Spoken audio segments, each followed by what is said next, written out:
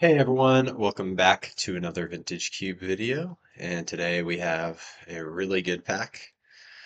Probably picking up Mox Ruby, but there's also Entomb, which is the most important card in Reanimator. Maybe not the most important, but the best in a Reanimator deck. There's Ocelot Pride, which is just an insanely pushed one drop. And then Psychic Frog is probably the best creature in the game. But yeah, still not picking them over Mox Ruby.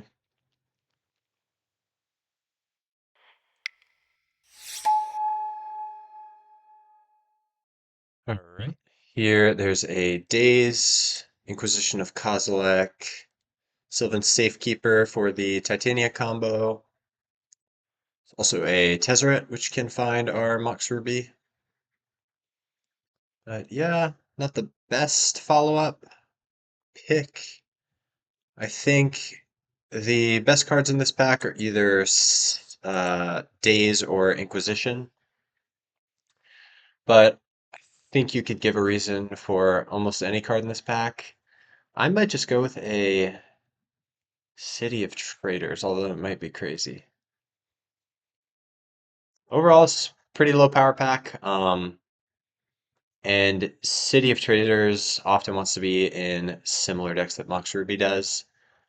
Just like two color aggressive creature decks that play like mostly 3, 4 drops.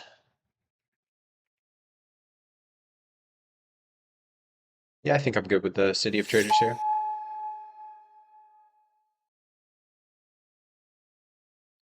All right. Now there would have been a duress to follow up the Inquisition.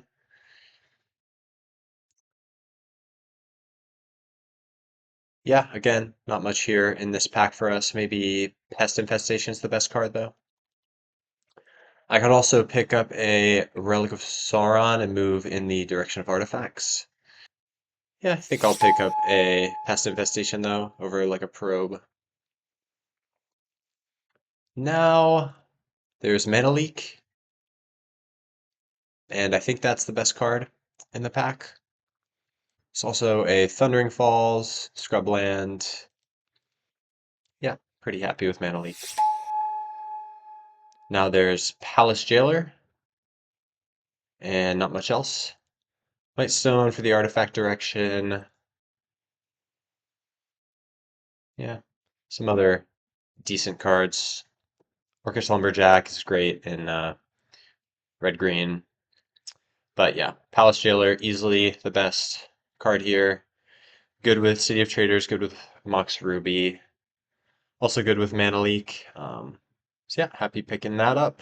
And hopefully we can keep picking up some good white cards. Hopefully play it. All right, now there's a No More Lies to go with the Mana Leak Palace Jailer combination. Also a Jace, a Jennifer Walters, which is kind of the new Voice of Victory. Spirebluff Canal. It's a good Jeskai land. We already have a Ruby. But I think I'm happy taking No More Lies here. I think there is an argument to be made that it's the best card in the pack, and we already have a good reason to be white and blue. So I don't hate picking it, even though it is a card that will only really work in Azorius. Late Mishra's Workshop, so that's interesting. But there's also a great Jeskai land in Ragran Triumph. Well, the only Jeskai land in Ragran Triumph. But also a Skyclave. Yeah, I think I'd rather take the fixing over the Skyclave. I think this is going to be a deck that might want to play 3 colors.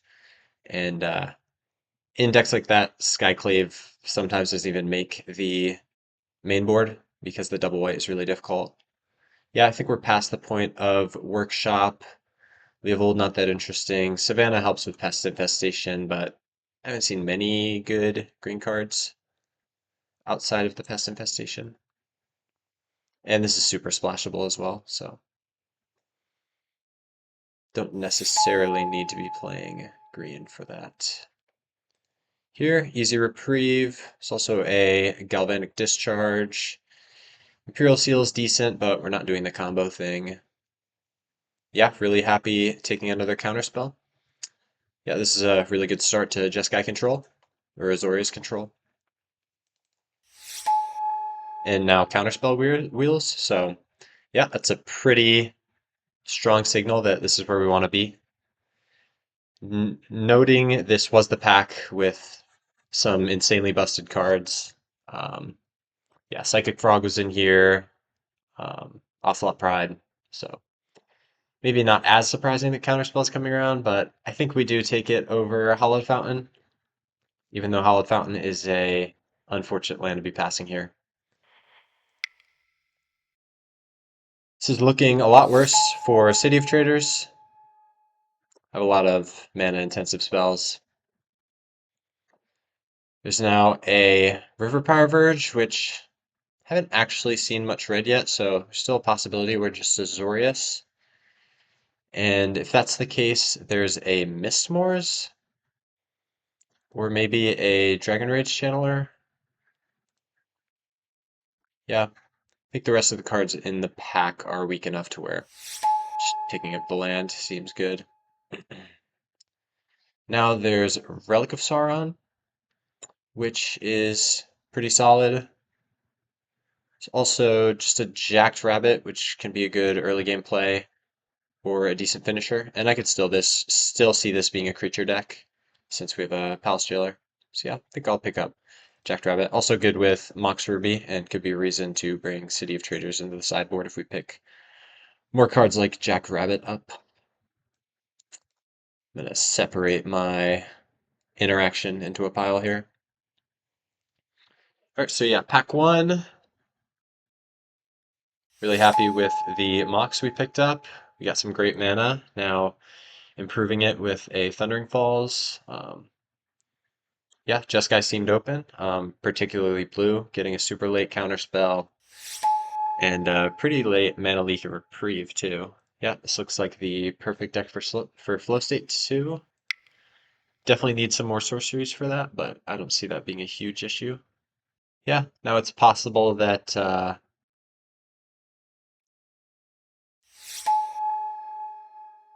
the blue card probe was better picked than the pest infestation, but I think there's still a real chance we play pest infestation if we can find some green. And yeah, if we can find some green, we can definitely just sideboard it in against some artifact matchups. Really happy to pick up Jace here on the wheel too. Yeah, we are for sure in the open lane. So yeah, maybe Azorius mid-range, splashing some red, since we have the fixing for it. There is a Fractured Identity, which is excellent for us. We're already Azorius, so we don't need to mess up our mana to pick it up. Passing Oculus, which I would love to wheel. Mire is good, but right now it only fixes for red, which, although we'd like to be playing it, we don't need to be. Excuse me, Bloodstained Mire actually picks up Rogan Triumph, so it is a Azorius land. But I think Fractured Identity is enough better to take it over Bloodstained Mire, especially in this deck. It's exactly what I want to be doing. Yeah, so I think we'll pick that up. Hope to wheel maybe Oculus, Death Greeters, maybe Luminarch Aspirant or Soul Guide. But happy with this pick. Now there's a Vault, which is awesome with the Fractured Identity we just picked up. Also really good with Jace and Palace Jailer. And besides Vault, I'd maybe pick Wooded Foothills. But yeah, other than that, not too much I'm interested in, so seems like an easy Vault. Could hopefully pick up some more like 5-mana Planeswalkers to make that pick even better. All right, I think we found our reason to play Jeskai in the Powerglyph. Fortunately, we are passing its Fairy. which is great with Mana Vault, but I think Pyroglyph's enough better to pick that. And we already have the fixing. We have 4 free red sources, so yeah, Pyroglyph is definitely getting in there. I'd love to wheel to Fairy or Volcanic, but I think that's pretty unlikely. Although blue-white has seemed quite open, but we'll see. And followed up with a Mystic Confluence. Yep, seems awesome. And yeah, this is pretty late Mystic Confluence as well. So I think blue is open in both directions.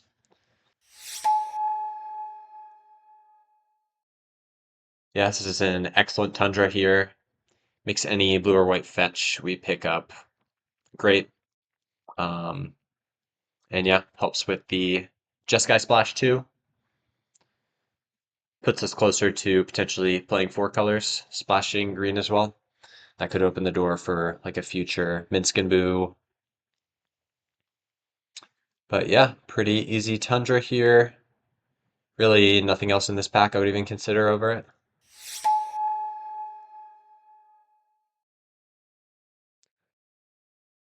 Now there's a Lelia, a Traumatic Critique, and Omnath is on color if we do go into green. But we don't have any fetches to go with it. So maybe we just go with Lilia. Decent threat, provides some card advantage later in the game too. And I think I still would like to play a decent creature count here, even though we have a super strong control start. Because I do have the Palace Jailer, the Pyroglyph. So yeah, I think Lelia is the better option between that and Critique. Now there's Chariot, which is very powerful, but we don't have green fixing yet.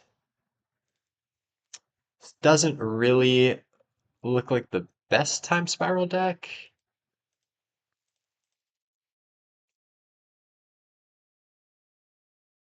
Innocence and Spellbinder are both interesting, but I think we're going to be on the lower end of creatures this draft, and Spellbinder is both a decent body to fight for the Monarch, and it's also interaction too. So happy picking that up. Now there's a Tersa, a Preordain, and a Expressive Iteration. I think Preordain is better than Iteration, especially since red is going to be our splash, most likely. Yeah, I've been less and less impressed with Iteration. You kind of want to be playing this card on turn 3 to guarantee a land drop. And on turn 3, I feel like you kind of want to be doing something better with your mana than tapping out at sorcery speed just for a draw spell. And great, Oculus comes back. So does Death Greeters, though. So, yeah, it's an interesting decision. I think I will still go with the Oculus, though. And maybe that pushes us a bit more towards the control plan. But Oculus is still good in the creature deck, and I think Death Greeters is a little more committal towards the creature deck since you want to have targets for the backup ability. Of course, it can just target itself, but. And yeah, I think City of Traders actually is looking pretty good now. And Pest Infestation will live in the sideboard for the moment.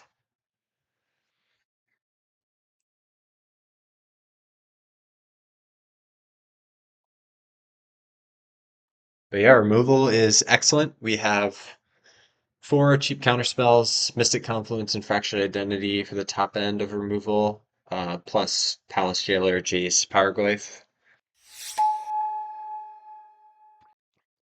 So now we have a Narset, just decent, but not that good.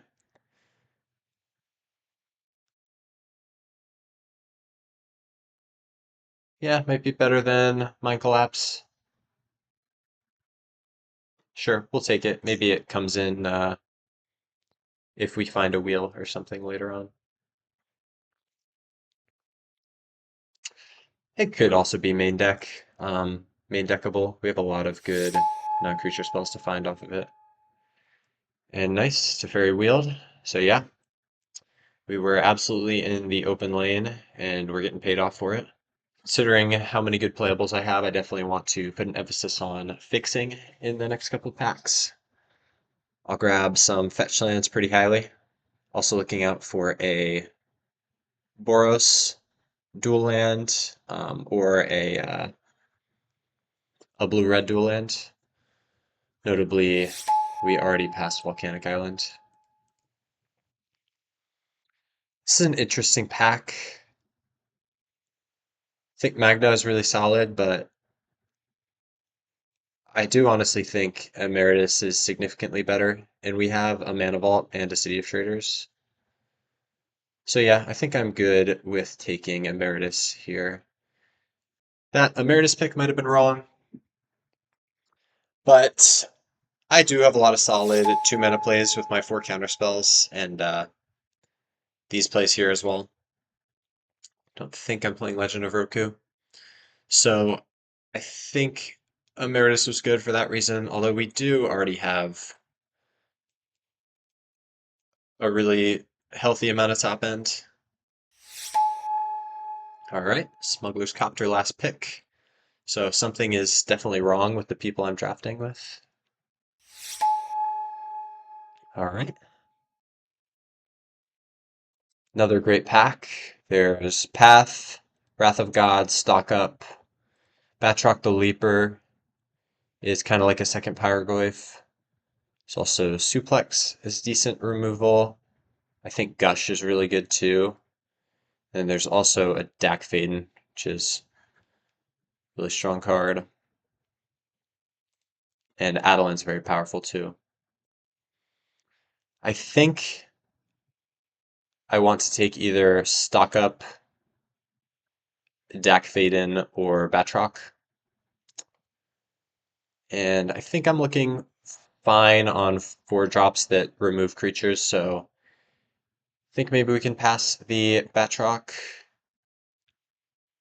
So maybe we just grab a stock up here. And now we have a Solitude over pretty much nothing else. I'd be happy to wheel Lose Focus, Wondrous Wasp, Sunbaked Canyon. But yeah, we have some great white spells to pitch. And now we have a fourth Earlingus or Swords to Plowshares. This is a really difficult pick. I think fourth Earlingus could end a lot of games, but we're looking pretty solid on top end too.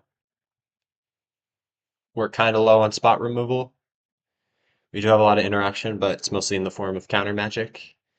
And Sword Splashers is the best piece of spot removal in the game, in the cube, besides maybe Dismember. But in white, I think Swords is definitely better. So yeah, this is definitely a tough pick. Fourth, so good with Mana Vault.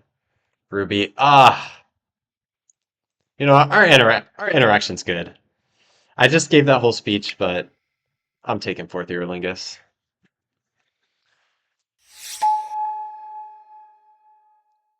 Yeah, I looked at my Mox Ruby, my City of Traders, and my Mana Vault, and I just saw all the possibilities. Now there's a Ponder, but this looks like a perfect subtlety deck. Yeah, I have a lot of blue.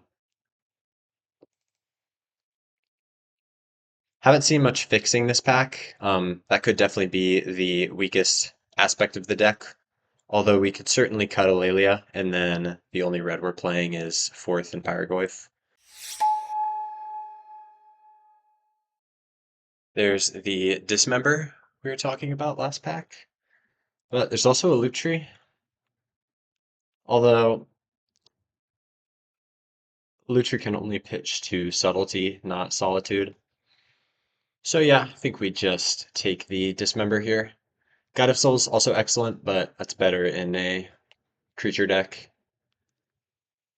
So yeah, not too disappointed I took Fourth Earlingus over Path after picking up Dismember here. Now we're sitting at 25 playables, so we have a few cuts to make. So yeah, maybe we do lose the Lelia to put a little less stress on our mana. And then we could also cut Oculus. Although now we find a Steam Vents. Yeah, I think that's better than JVP or Seer. Pentad Prism is another consideration, but we're looking really good on playables. So I just want to be picking up fixing now. So yeah, would really have loved a fetch land in this deck to tie my mana base together, but I think we're still looking good regardless. All right, now there is a Twister for our Narset. It's also a Mana Tithe.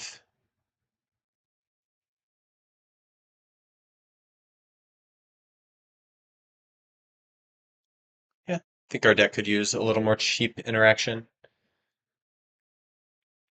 And I don't think this deck really needs Time Twister.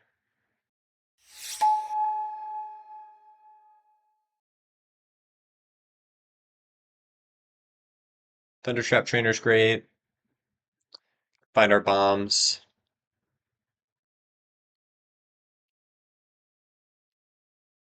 And after picking up a Dismember and Mana Tithe, I don't think I need Unholy Heat. Yeah, I don't think Oculus quite got there either.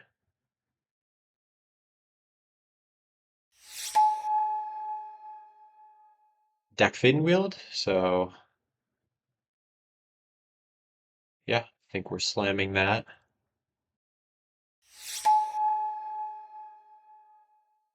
And now there is Wan Shi Tong, Sage of the Skies, or Winter's Wasp. I think Sage of the Skies could be good.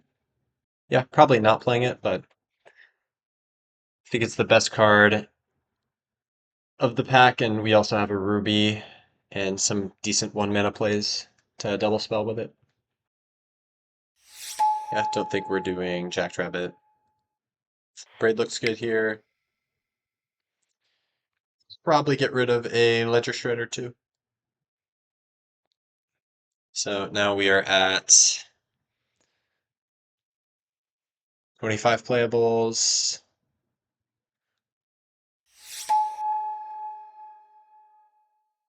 And we found another with Aang. So I guess we could lose a flow state. Although I am cutting a lot of my 2-drops. And Jace is good, but maybe not as good as our other 4s. JVP coming back. Certainly play that. Yeah, being able to recast Fourth Year Lingus or Fractured Identity or a Mystic Confluence late game sounds very good. All right. All right, so for red, we're looking at 1, 2, 3, 4, 5, counting the ruby. White, we have 1, 2, yep, 2 sources. And then blue, we have 1, 2, 3, 4, 5. So 5 red, 2 white, 5 blue. I'll sort this by color. So yeah, we actually don't have quite as much white as I thought, although some of our gold cards are white. And yeah, Fourth of Your Lingus too. So I think I definitely want to play at least 9 blue. So we'll start by adding 4 blue sources. And then I think we could probably get away with 6 red. We'll see how this looks. All right, I think I'm gonna try it like this. I'm playing 9 blue sources, 8 white sources, and only 5 red sources. So I cut the deck fade in for an Ang, and I decided to cut the City of Traders to make our mana a little better. So we'll try it like this, see how our mana feels, and we could potentially add back a City of Traders if we feel like we need the acceleration. But yeah, I think I definitely just want to prioritize casting my spells, and this deck is pretty pip hungry. So yeah, I'm pretty pleased with this deck. Fixing could have definitely been better, but we'll see how it goes. See you guys in match one.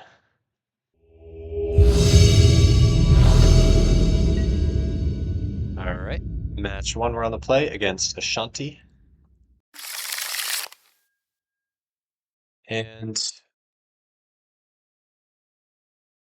this deck is quite expensive. I do have a Mox, but nothing to really cheat out on turn two. I think we do mulligan, especially on the play.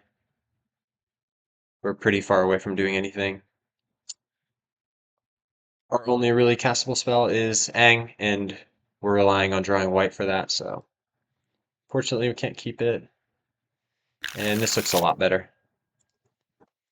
We can get rid of Jace since it's double blue, and then hold up turn one Mana Tithe, go turn two Elite Spellbinder maybe. So yeah, our mana is definitely haunting us here. When it starts with an Undercity Sewers. So I think we just play out the Mana Vault and leave up floating mana to try and hit something with Mana Tithe.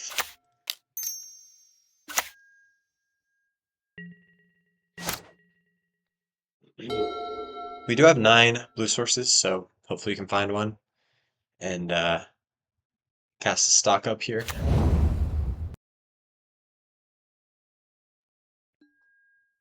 Alright, really want to draw a land here.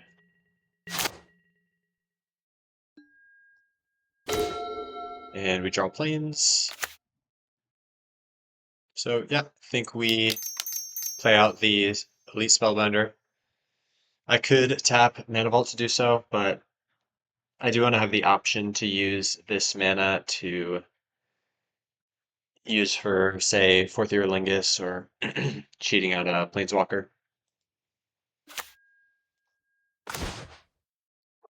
And opponent doesn't have much going on. Looks like they're a combo.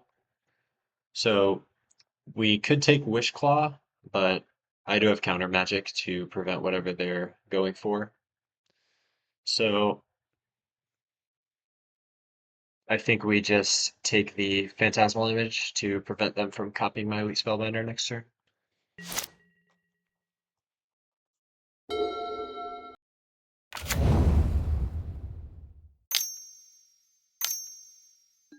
Alright, Wish Claw Talisman's fine.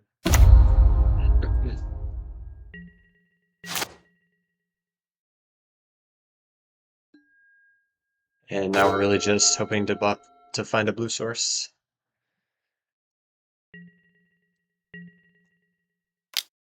And we draw an expensive double blue card, which is not ideal.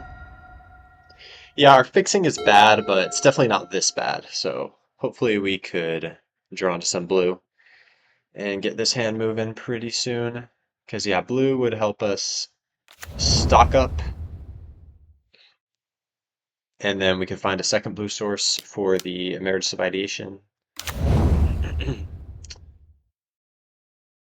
Opponent casts Elite Spellbinder, which I somehow didn't get the opportunity to Mana Tithe.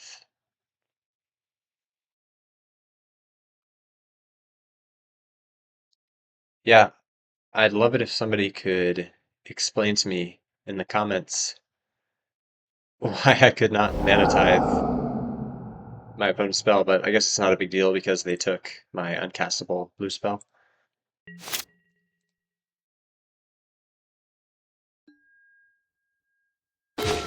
Awesome. Steam Vents is great. We will shock that in. And then we can play Stock Up while still holding Mana Tithe. Of course, they do know about it, but... And yeah, I think Palace Jailer Thundering Falls looks good. Can give us double blue to cast Emeritus.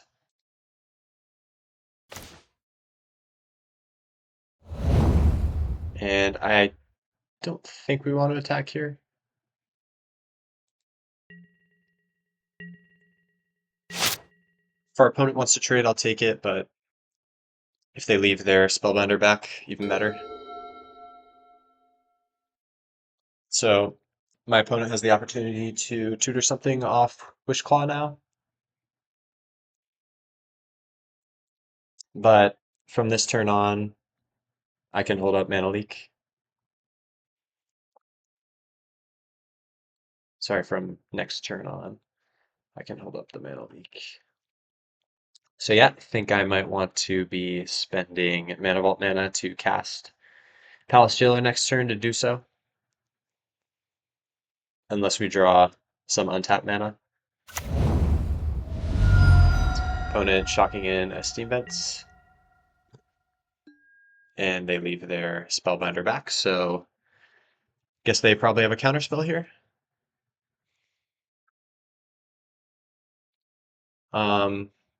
Yeah, maybe Mystic Confluence, and if it is, we could just counter it with Mana Tithe. And we'll also have Mana Leak untapped this turn, so considering my opponent looked at my hand, so it's a little bit interesting that they're holding up mana. Could be also trying to cast an end of turn Wan Shi Tong, but that doesn't work really that well against my Leak and Mana Tithe as well, so yeah, we'll start with a Thundering Falls here. Definitely want a Tundra.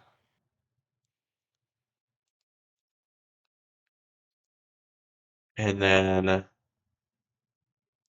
I guess we will tap the Mana Vault in order to hold up Mana Leak.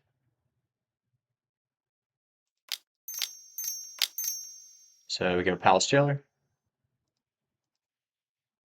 exiling Spellbinder and gaining the Monarch.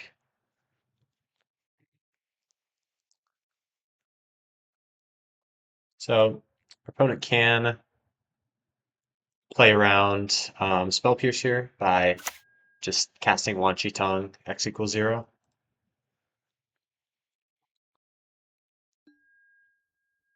But we still have our Spellbinder back to block the Wan Shi Tong, so they can't really attack us and take it back unless they Wishclaw for some removal.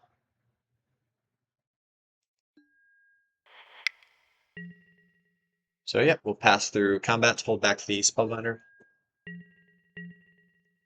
and draw our Tundra.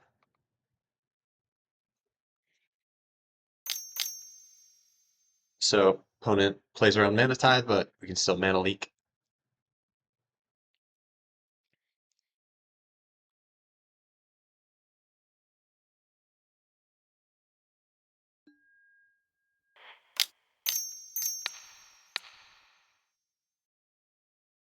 So yeah, things are looking pretty dire for our opponent. Next turn, they can put Lurks in hand and cast it, but can't do much else. Yeah, seeing Lurrus makes me think that their Wishclaw maybe grabs like part of the Underworld Breach combo, but nothing else in this deck has seemed too combo focused. Although now that he casts Witherbloom Apprentice, it's possible my opponent finds the discard spell and wins here.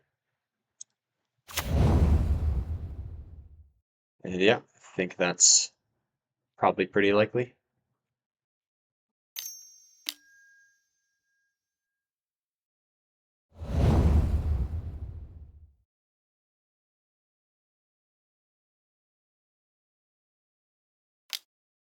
And yeah, they have the Chain of Smog. So no way we could have known that they had that. Definitely unfortunate. I think it still was the right play to mana leak the Wan Shi Tong last turn. But yeah, now we know, and let's go to the sideboard.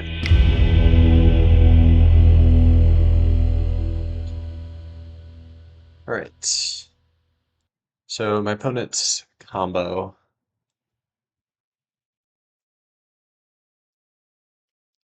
Deck Fade-In could be good, because we could steal their Wishclaw Talisman. Other than that, I don't have too much else to sideboard in against combo. Our deck already has a decent matchup against it anyway. I guess we could consider cutting a piece of our top end here. Though Solitude is a free spell, so is Subtlety. So yeah, when I consider that, my curve looks a little more reasonable. Dismember, still a great answer against their creature. And you know what? Since it is a creature-based combo, maybe we do side in the Abrade as well as another answer. Yeah, I think that's probably better than like an Emeritus. Yeah, I think we can try that. All right, on the play.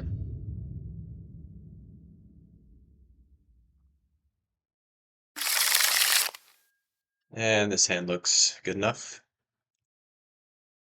Turn one Surveil, and then I can hold up Reprieve, and I get to play a Teferi later as well.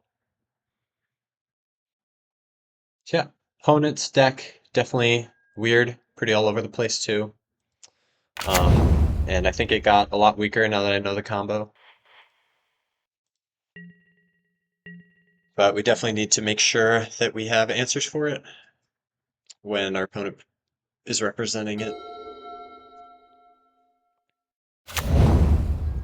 So yeah, I think last turn I could have been a little more wary of their Wishclaw. Argwyf was a great draw.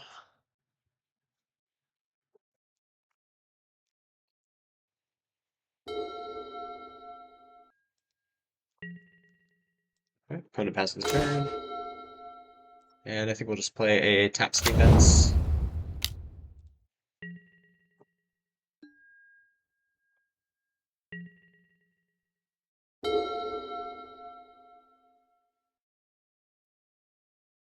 Opponent might just put Lurrus in a hand here. Nope, they go with the tap land. So yeah, opponent has a very interesting mana base too. Although it's possible that their Orzhov lands are for playing out Lurrus. Alright, definitely gonna reprieve Wishclaw here.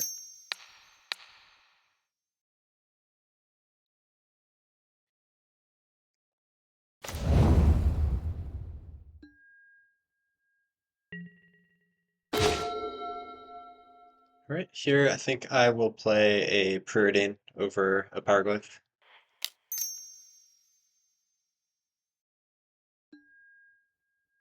And Palace Jailer, it looks awesome, but we'll put the planes on the bottom.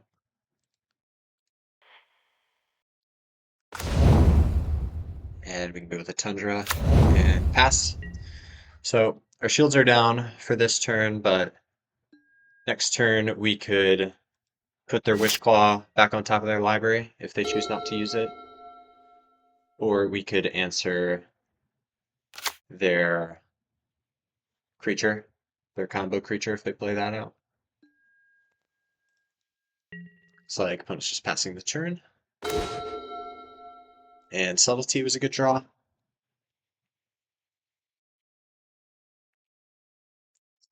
So maybe we just hold that up. Definitely don't want to risk getting comboed out here.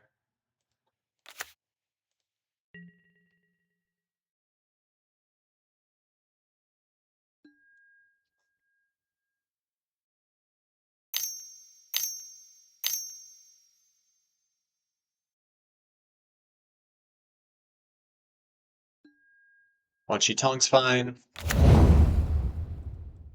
I can deal with that with a Palace Jailer or Pyroglyph. Much rather hold up Subtlety for one of their combo pieces. So next turn, I think we go Palace Jailer, exiling Wan Shi Tong, and then we can have Subtlety pitching to Fairy as an option. Opponent will attack. Alright, take 3.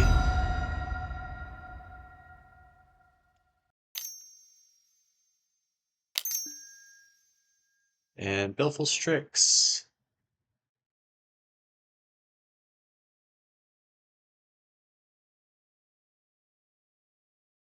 I guess we can go for a Subtlety on that.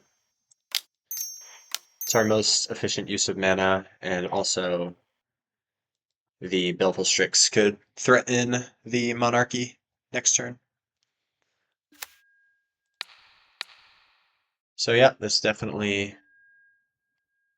makes us vulnerable to a combo, but I'm confident we can draw into an answer through either the Monarch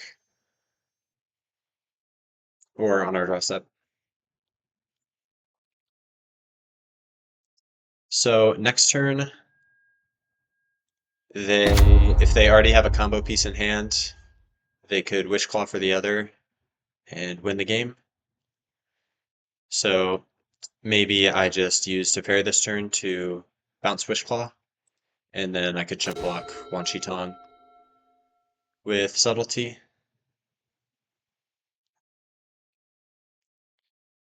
Yeah, I think that's probably best. Putting Wishclaw third from the top can buy us a little time to find some more answers to the combo. And then after that, Teferi can start drawing cards every turn.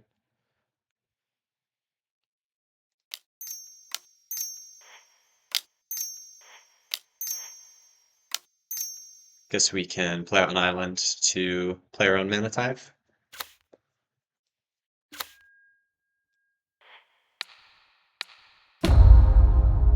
And pass through combat.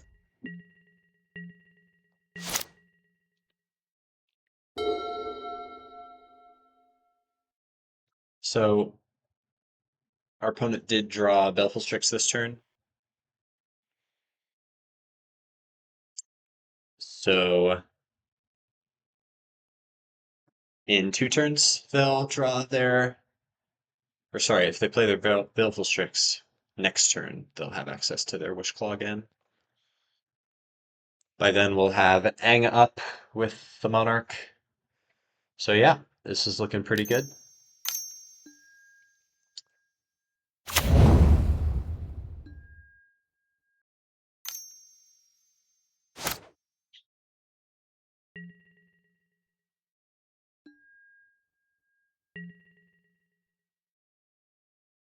All right, we chump block here.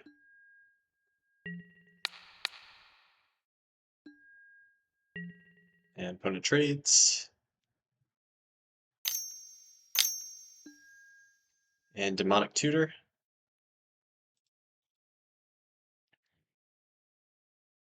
All right, so that shuffles their Wishclaw back in. So not the most productive Demonic Tutor, but it's possible they have both combo pieces in hand now. So yeah, definitely need to prioritize holding up counter magic here. And we have Confluence and Aang. I think maybe we lead on Palace Jailer. And then we could actually still hold up Mystic Confluence with Teferi's Uptick. Yeah, I think I still want to play Palace Jailer first.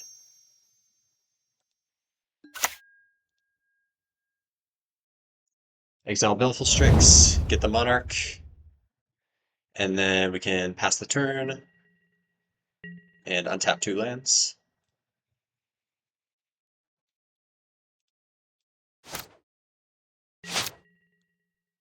And we draw an island. So yeah, I assume my opponent's gonna go for the combo this turn. but they're facing down two counter spells. Prioritize Aang this turn because it's possible they could hold up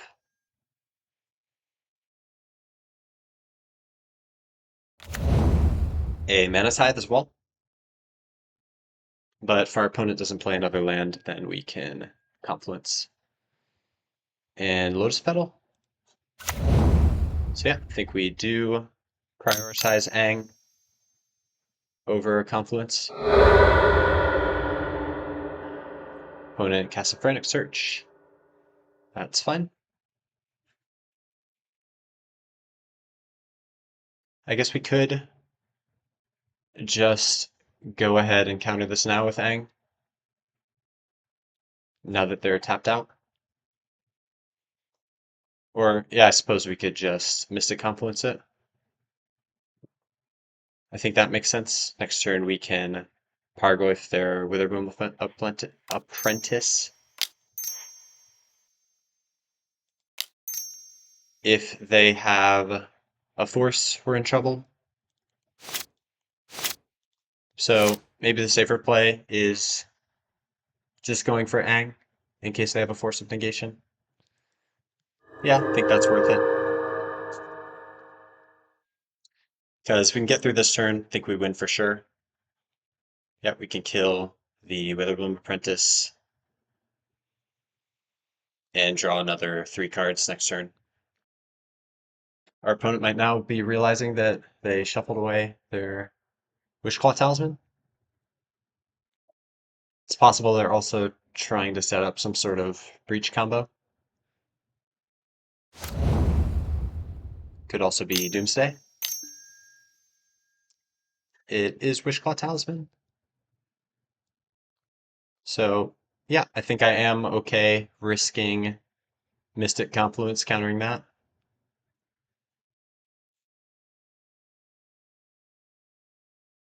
But the only advantage to using Mystic Confluence on the Wishclaw is the card draw, maybe. And we're already drawing so many cards, so yeah, maybe Aang is still safer.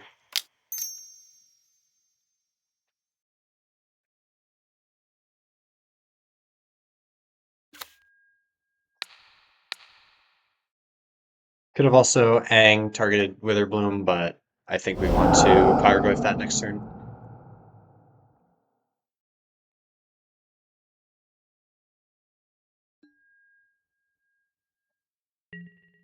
All right.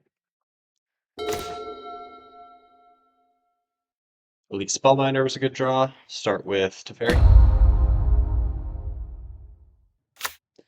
So we have 3, 4, 5, 6, 7, 8, and then we get 2 more mana and step.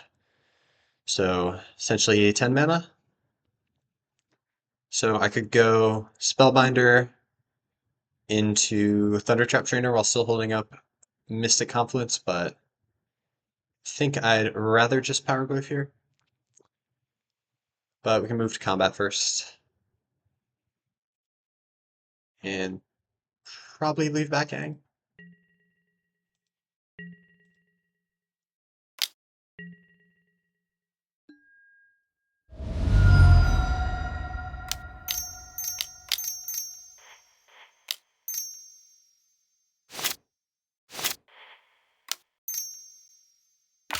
Pargoyf the Witherbloom. And then end step, we get to untap 2 lands and draw.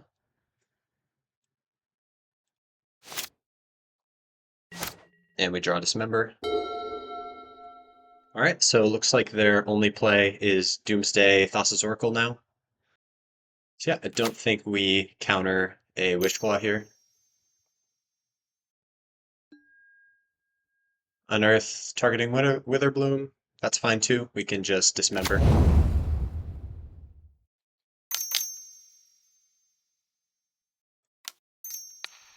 Also, if they counter our Dismember, we could follow it up with a Mystic Confluence.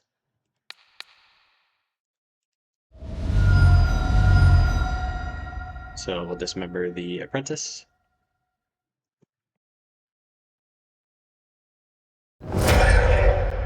that resolves. And I think we're fine with our... All right, nice. All right, hopefully we can win match number 3.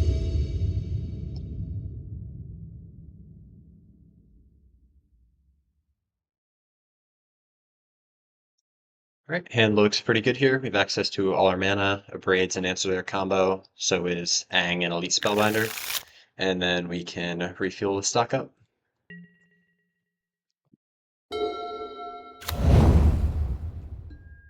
Our opponent's deck has not looked super explosive from what I've seen so far.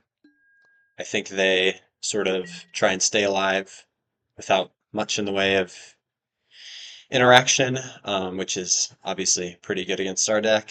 And then they just try and combo off, hoping the opponent doesn't have any interaction. All right, counterspell's a great draw too. Opponent with another tap land.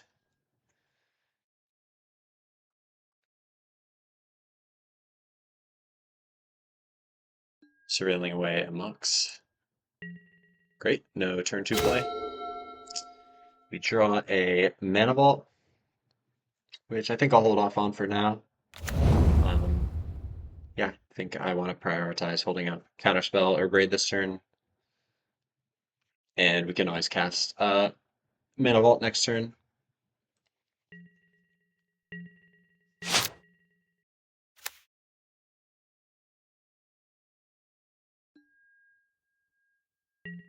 Opponent passing through another turn. It's fine by me. Draw Fractured Identity. Yeah, I think we'll just start with a Mana Vault.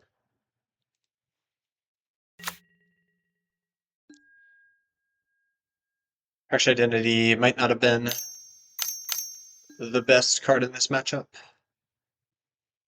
Not going to counter a Frantic Search end of turn.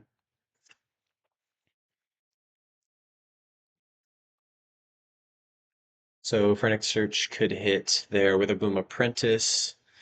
Could also hit a Talisman. So I guess it's decent. They discard Thassa's Oracle, Flame of Anor.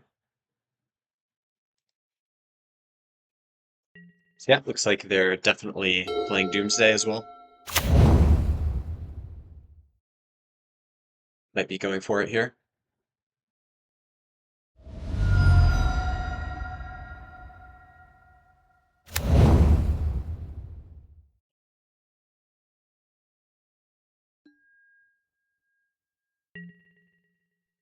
Opponent passes again. Fine by me. And we draw an island. So here we could use our Mana Vault mana, play Elite Spellbinder. But I think I'm fine just holding up Aang, Abrade, and Counterspell again. Saving my Mana Vault for maybe a Planeswalker in a future turn.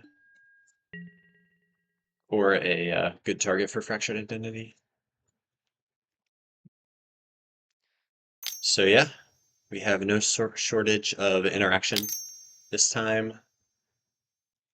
It's like our opponent's playing a Wanshi Tongue.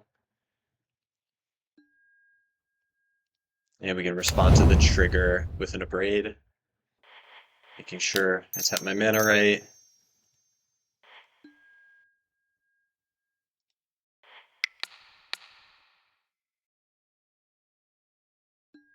Alright, nice.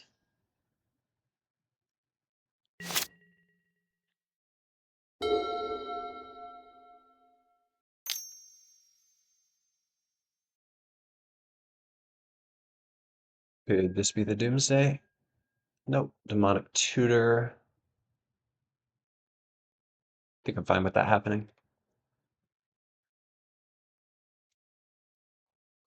I haven't seen any counter magic from them yet, I believe, so I think they're purely just combo and pray. And next turn we could also take a look at their hand. while still holding up Counterspell and Ang.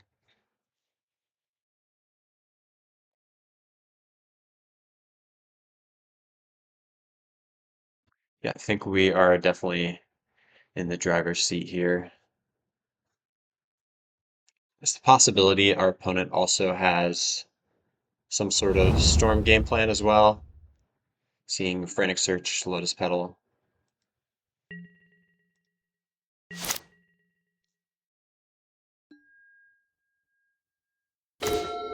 Draw an island. Yeah, I think we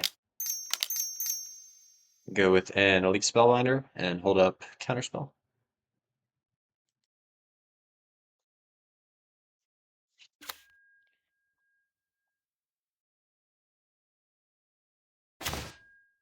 Right, so our opponent has the Doomsday and a Dark Ritual.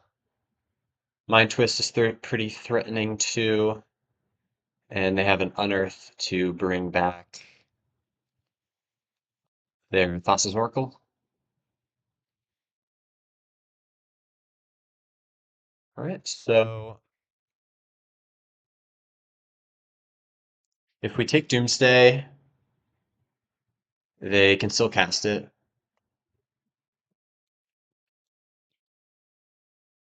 Um, Now that we have the Elite Spellbinder down, their Phantasmal Image gets pretty annoying, since they could use it to copy Spellbinder and remove one of my counter spells from my hand. Even if they do that, we still have Aang as a temporary answer to one of their plays. But I think we just go for the Doomsday, maybe. Yeah, I think that seems fine. It'd be great if they tried to Mind Twist our hand next turn. We could just counterspell. But yeah, their hand's looking pretty good, honestly.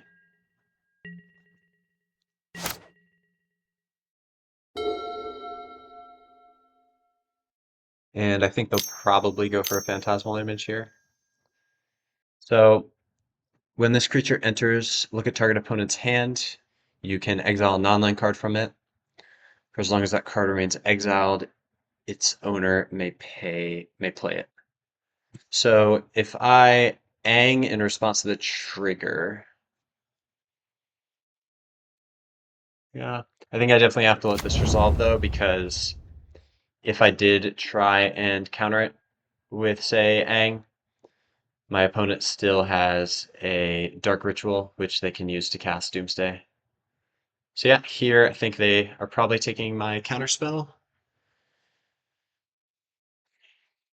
which I can actually still just hardcast off of the Mana Vault.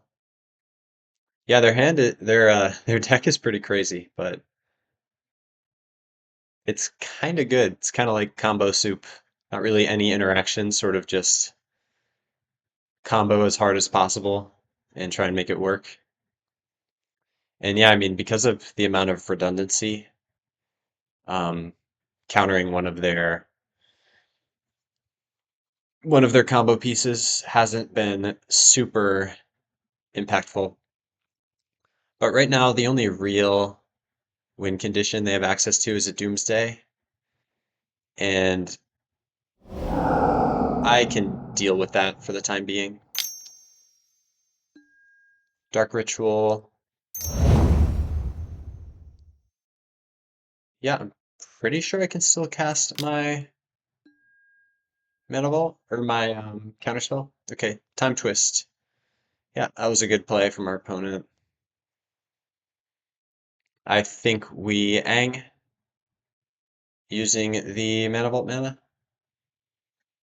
Yeah, I think we really want to save our Counterspell for the Doomsday. And using Ang on my twist actually hard counters it because they can't pay anything into X next time they cast it. So yeah, not ideal tapping Mana Vault, but I think this is fine.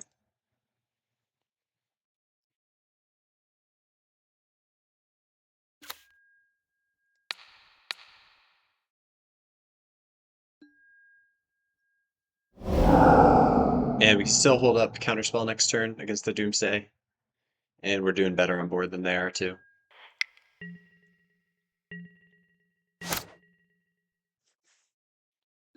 So go ahead and play that out, but we can't cast our stock up yet, because we still need to hold up a counterspell here.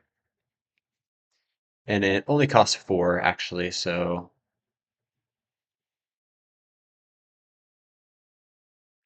yeah, I guess next turn if we draw a land we can go for a stock up, but here I think I'm just going to swing out.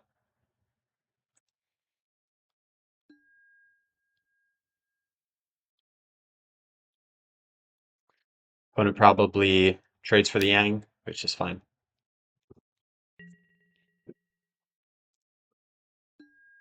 Okay, they decide to trade for Holy Spellbinder.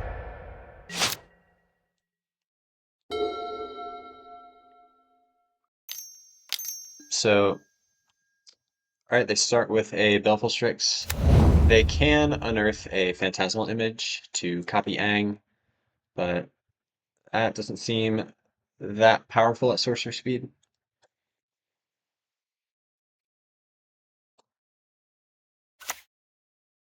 So they have 2 unknowns in hand.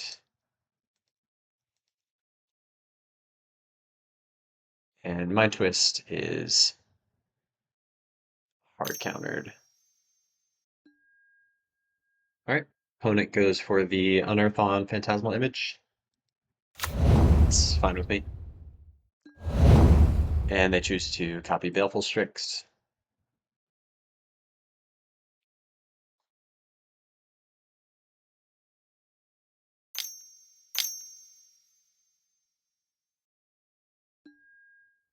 And opponent casts a Manamorphose, also fine. So yeah, opponent is doing a good job playing around my counterspell, forcing me to hold up all this mana. And Chain of Smog eliminates my last 2 cards. So yeah, it's definitely annoying, but I need to hold on to counterspell to deal with their Doomsday. Yeah, opponent playing very well.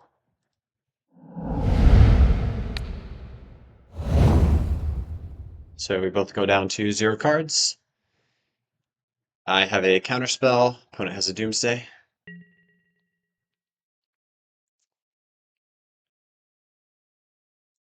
Few mana away from flipping Aang as well.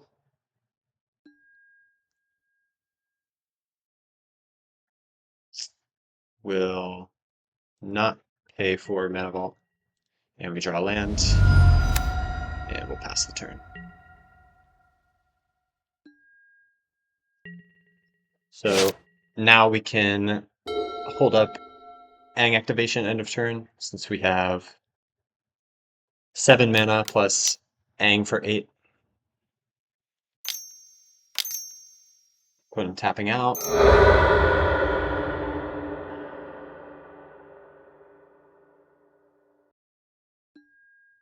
For a Luris. Yeah, that's pretty good, but again, I think we have to let it resolve, considering they have a Doomsday in exile still. So at least we get to use Aang here. Opponent has access to Wan Shi Tong and Thassa's Oracle. Opponent swings with a Baleful Strix. It's fine. And we'll activate Aang.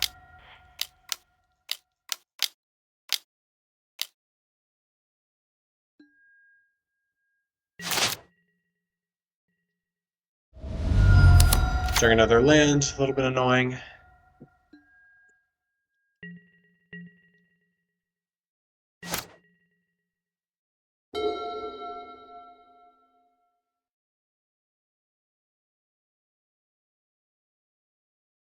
Yeah, we're at a bit of a stalemate with this Doomsday and Counterspell both in exile. Our opponent has a lot more to do with their mana, though, with their much better draws and access to their graveyard off Lurrus. Honestly, this game might come down to time. Me and my opponent have both running down the clocks here. So I think as long as I can hold on against their attackers and I can play a bit faster than them, that might be our best win condition.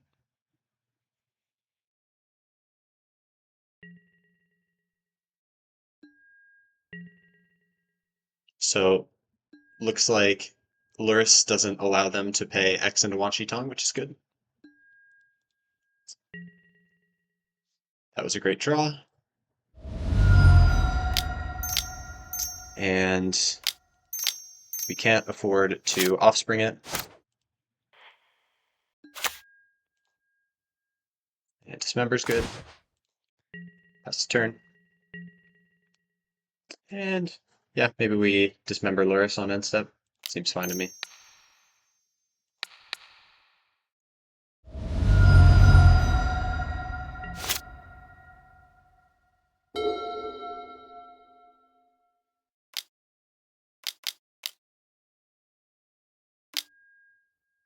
I'm gonna go for the Doomsday, which we can counter.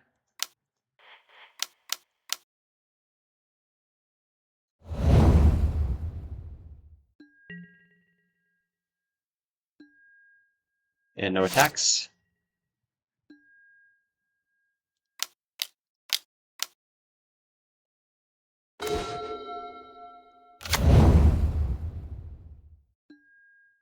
And Solitude's fine.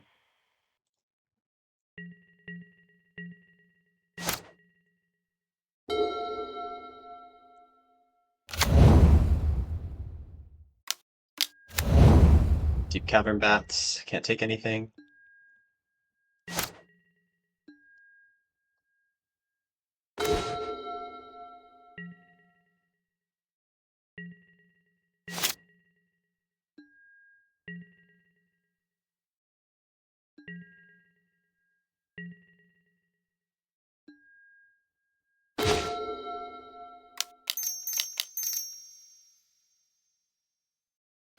Jace can target the illusion.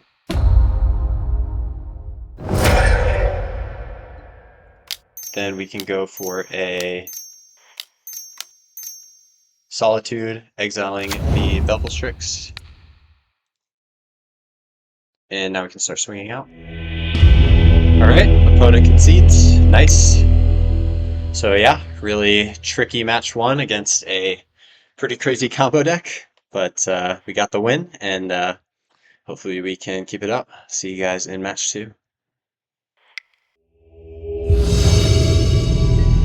Alright, match two, we're on the play against Black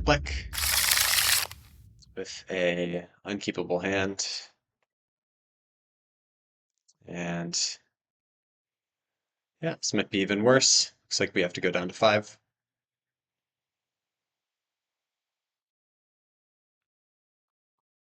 Although maybe we do keep this since we have a Surveil land.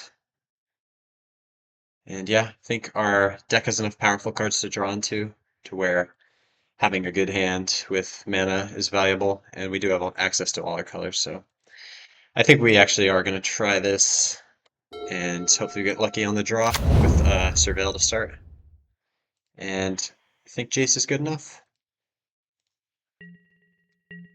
So yeah, we just have to hope our opponent doesn't have a very aggressive start.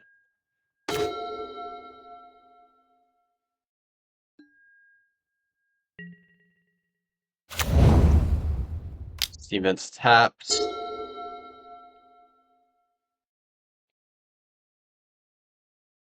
So yeah, any spell would be great. But we do have Jace turn 4. So it's possible I should have surveilled Jace away, considering we don't know what our opponent's playing. But if they're combo or some sort of non-creature deck, I think Jace will be really good. And yeah, opponent's not putting up any pressure now, which is great. And Aang was an awesome draw. So yeah, I think the gamble paid off. Having the surveilled set up our draw definitely helped a lot. But yeah, now we have 3, 4, 5 on the play, and our opponent's not doing anything, so yeah, it looks great. And I don't think I'll play out Ang. And Emeritus, another great draw. Here, I think we just play out Jace, and I'll draw.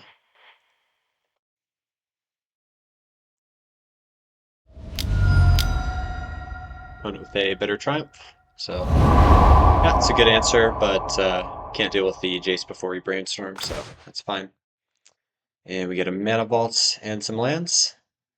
So yeah, I guess I'll put the vault and a plains back. Next turn we can cast Emeritus and Ancestral Recall. So yeah, this is looking pretty awesome, despite our 6-lander.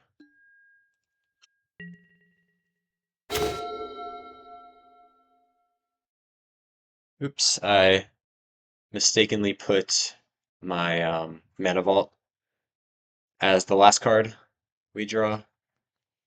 So yeah, that's not ideal. But we can still hold up Solitude and Ang. Yeah, don't think I want to be casting Emeritus without being able to hold up Ancestral Recall. So yeah, I guess this turn is just hold up Solitude or Ang. And my opponent's not really doing anything with their mana, so yeah, not ideal, but doesn't put us at a huge disadvantage. And we might inadvertently be playing around counter magic too. So yeah, opponent really doesn't look like a creature deck, although they could be Reanimator, so maybe we still do hold on to Solitude. Yeah, I think I'm fine just passing here. Draw Mana Vault.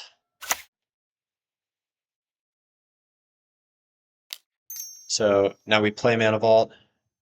We can both hold up Emeritus Activation and Ang. That seems good. So yeah, if it's a counterspell, we can Ang. If it's removal, we can just Ancestral Recall in response. So yeah, we'll just pass the turn here. See if they have something end step.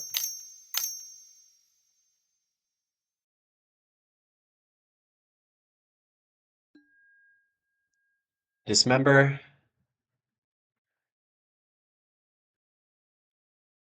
So we'll let them pay for the ward first.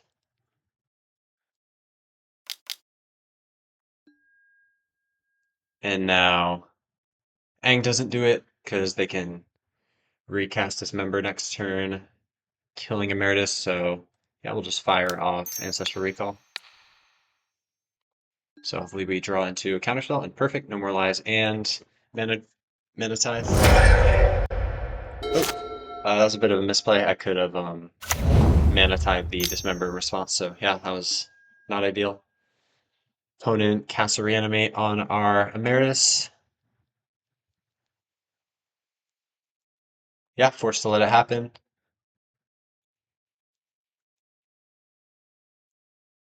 Yeah, really, really not ideal. Um,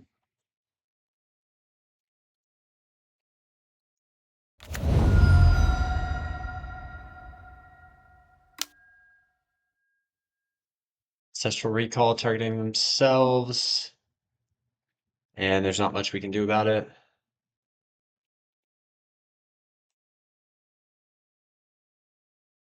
All right, we get really punished for our mana tithe misplay.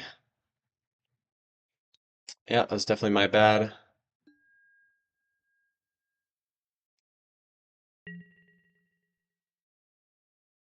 And here, I guess we could fire off Solitude to kill the Emeritus, but we could also target it with Ang to keep it, to bring it back under our control, which also sounds good.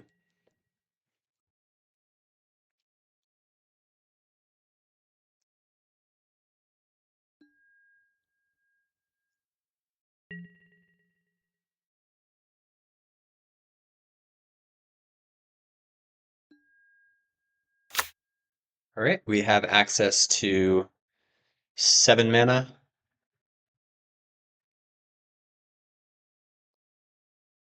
So I guess we could preordain to start and still be able to hold up Aang, No More Lies, and Mana Tithe.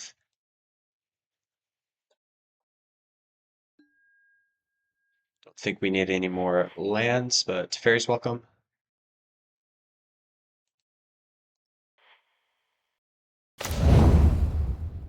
And then we can pass the turn.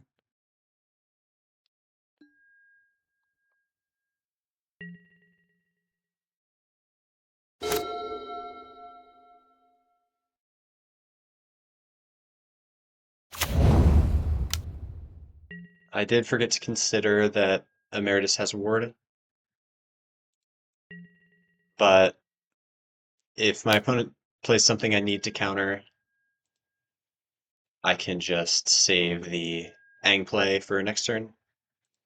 But if not, I can go for an Aang on end step, still holding out Mana Tithe, so I think this is fine.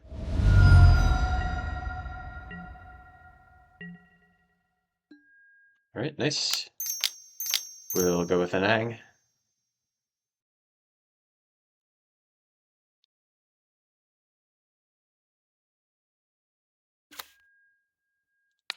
And exile our own Emeritus.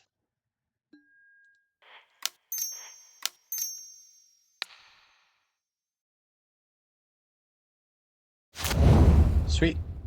Emeritus goes to our exile. And opponent casts an Infernal Grasp against our Aang, which I'm fine with.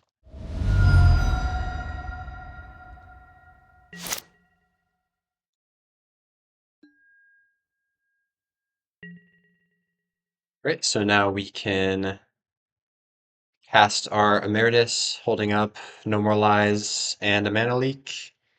We could also go with a Teferi, draw a card, and then untap 2 lands so that we could hold up Mana Leak and No More Lies. So maybe that's a little better. Tap like this.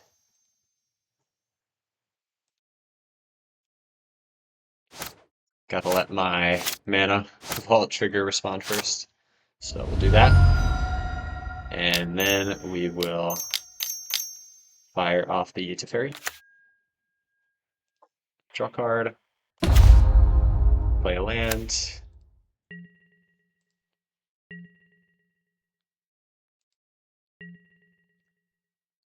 And now we can untap Plains Steam Vents to give us access to No More Lies, Mana Tithe, and Mana Leak. So yeah, this looks pretty great. Opponent going for a Snapcaster to recast Bitter Triumph, I assume. So yeah, we can let that resolve and just Mana Tithe the Bitter Triumph.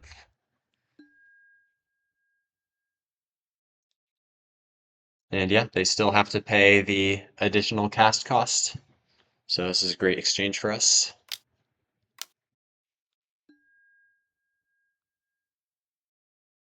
All right. My opponent discards Life Death as an additional cost, and we can just Mana Tithe it. So yeah, I think it's going to be pretty much impossible for our opponent to get back from this spot. Snapcaster doesn't really pressure Teferi. Yeah, Frantic Search is fine. And then we have a Emeritus to follow it up. And plenty of counter magic to put them off their combo and protect our board. Opponent discarding 2 lands, so they haven't found their reanimation target yet.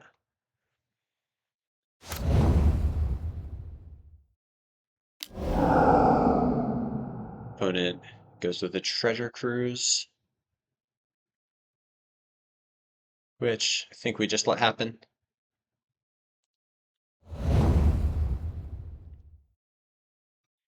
Yeah, even if we double counter it, they can still pay the mana.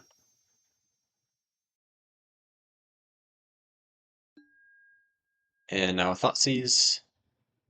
Yep, that will happen.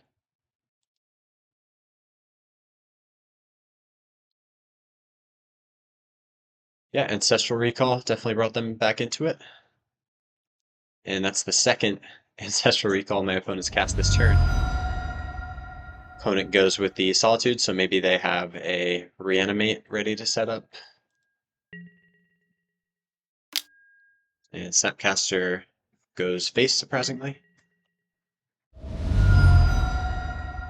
Alright, next turn. Yeah, I think I'm still gonna hold off untapping Mana Vault. 1 damage each turn isn't super relevant, especially in this matchup.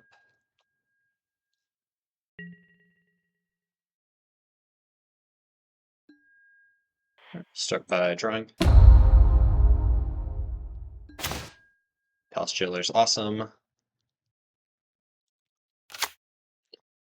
So the question is, do I want to save the Jailer for a reanimation target that they could have? Or do I just fire off the Jailer against the Snapcaster Mage and start drawing off Monarchy? Alternatively, I could also Snapcaster, Thunder Trap Trainer, maybe even with Offspring, and just try and hold up some counterspells again next turn. Although I think my opponent has put us on counterspells, so that might not work as well. Yeah, safest play is probably just going with a trainer, no offspring, and then holding up my counter magic. And hopefully we can find a counterspell or something here. Yeah, I think Reprieve is good enough.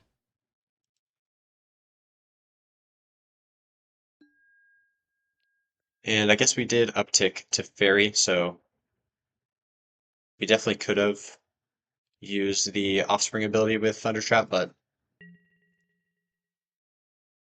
and maybe it's a good idea to cast Emeritus now. Yeah, I think I'm fine with that.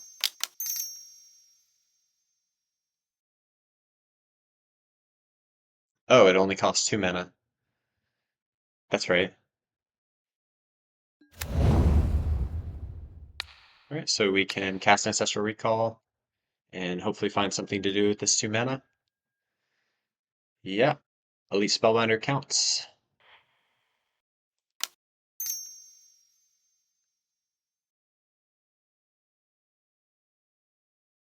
Opponent might have an answer here. Sink into Stupor. Yeah, that's fine. End step, untap 2 lands.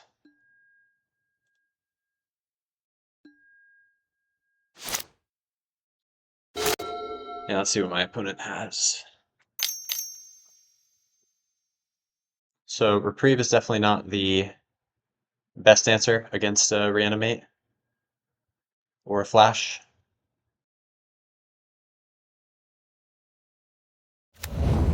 Worldspire Worm we can deal with. We can bounce 1 token, Palace Jailer another, Fractured Identity the last. So yeah, that was not that good.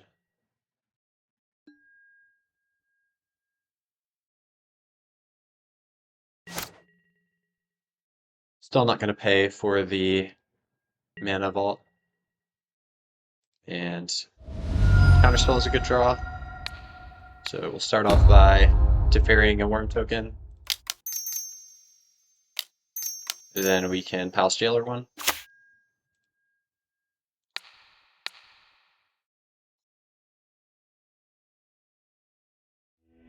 And Proto Concedes, nice. Alright.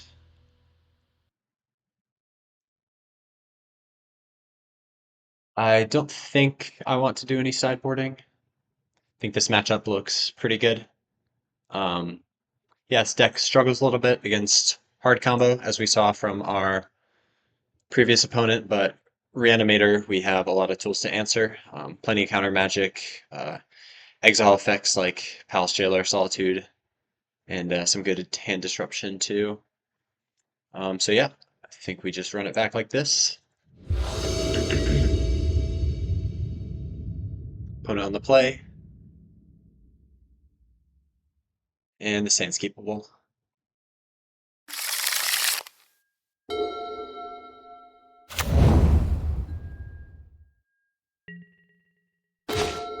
Alright, start with a triumph.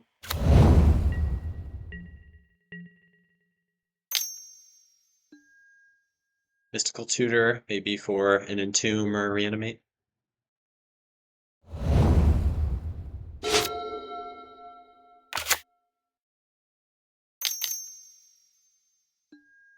And Flash on turn 2. Alright.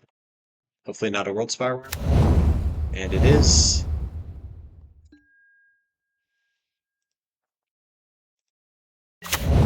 Yeah, let's see what I draw, but don't think there's any coming back from this. Yeah, nope. Alright, quick game 2.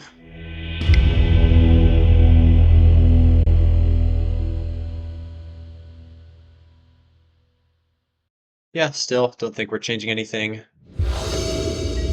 We just have to hope our opponent doesn't draw.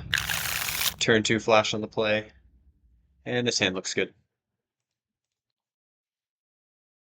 Reprieve can stop their combo turn 2, and then I can extract it from their hand with Spellbinder. We'll start with a Vault.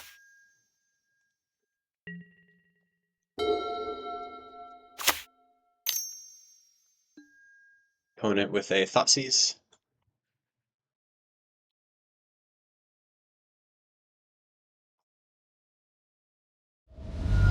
And they take my Spellbinder, so seems like they probably already have their combo in hand. Reverend Triumph. Might be able to cycle on a future turn. Not the best draw, though. So yeah, we definitely need to draw in some of our answers for their combo.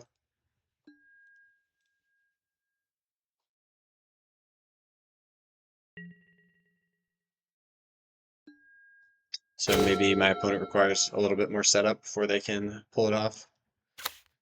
Drawing these lands isn't helping.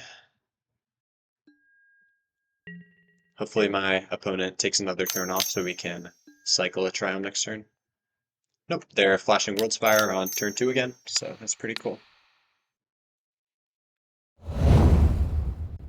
Yeah, Mana Tithe would have been great. And Flash World Spine wins.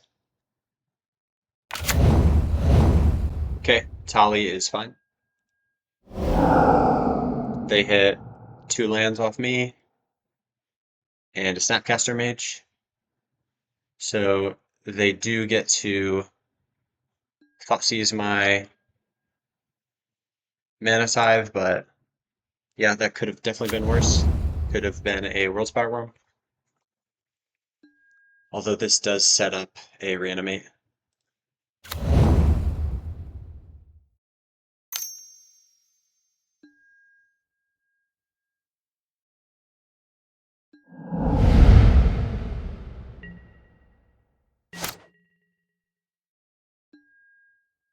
So yeah, definitely need some help off the top, and we aren't getting it.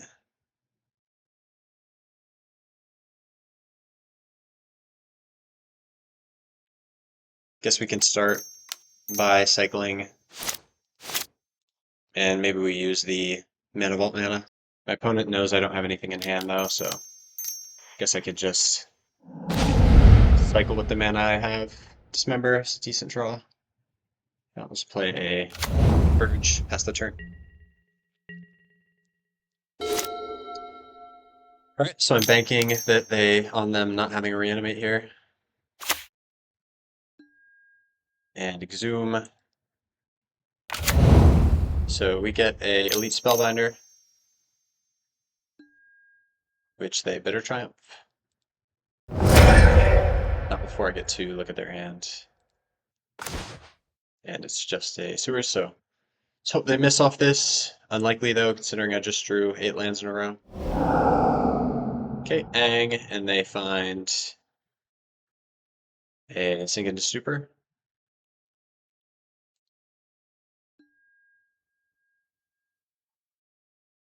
Alright, so I'll flip my mana.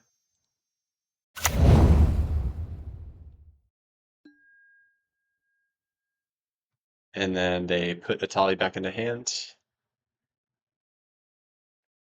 So yeah, next turn they can cast it for 2 if I don't find a counterspell.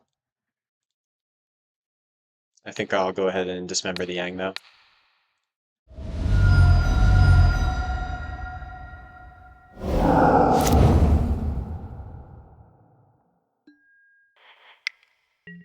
So yeah, some unbelievable luck from my opponent, but I don't think it's over yet.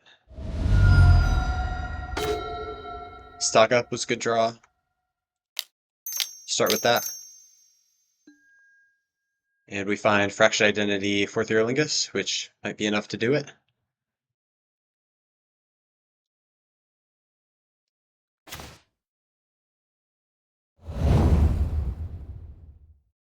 So I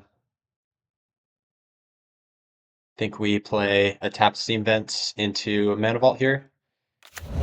Next turn we can Fractured Identity their Atali, and then the following turn we can hopefully cast a huge Fourth Earlingus.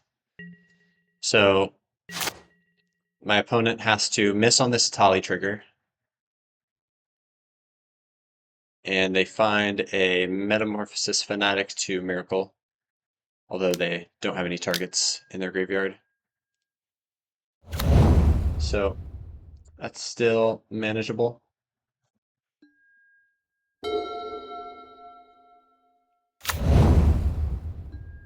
Put Surveils, set up their Atali. Atali's coming down, see what they hit. Solitude off me, which isn't super helpful, and a Whirl Spineworm. So I guess the plan is now Fractured Identity Whirl Spineworm, and we can still survive on the ground, possibly set up a lethal Fourth Earlingus. So somehow we're still in this.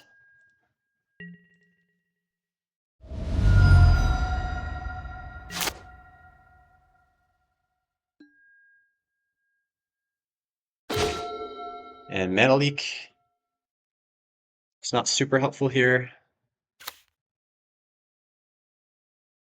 I guess we can hold it up in a pinch off Mana Vault, but I'd rather use that on a Fourth Earlingus. But yeah, here comes a pretty juicy Fractured Identity.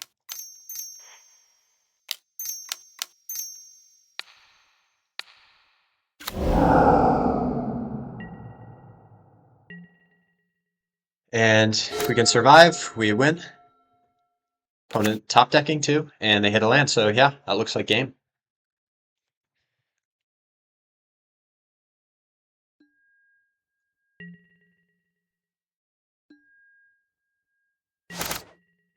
Land would be a good draw too. Make another Fourth Earlingus token. Terry also decent, but let's do the math here. So we have all of our power is going to be trample. They could chump.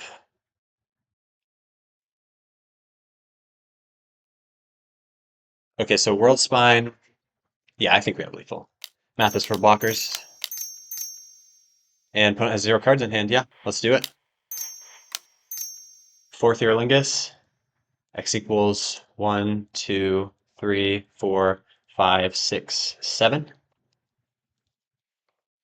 And I can't believe we just won this game.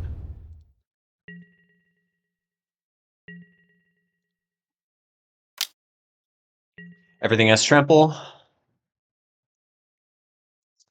Kind of forgot to consider lifelink from my opponent.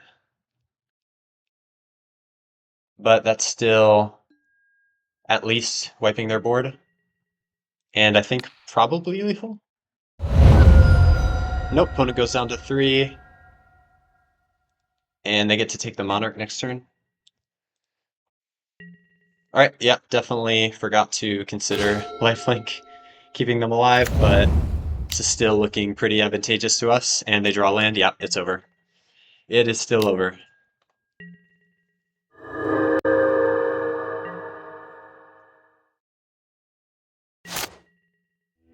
Let's go! Alright, insane game 2. Yeah, bit of a misplay there. not leaving back one of my knights to chump block their surviving creature, but it's possible that they could have made a more advantageous block if I had left back one more creature. So yeah, super happy with that win. Was not looking good. My opponent was just getting so much value off the top of his deck, but what ended up losing it for him was Italianing into that World Spine Worm, which I then fractured the next turn. So yeah, completely insane win. And let's go for the trophy here. All right, final match against Iron Eagle. Opponent's on the play. And this hand looks good. Turn to normalize into maybe an early fractured identity off the mana vault.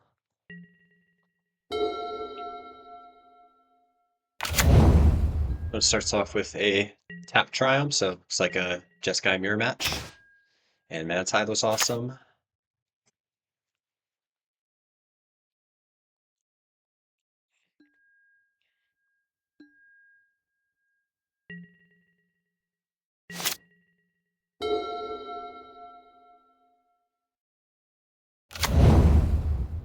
Opponent with a Wasteland. And we have some good basics in hand to play around that. I will Mana Tide a Talisman.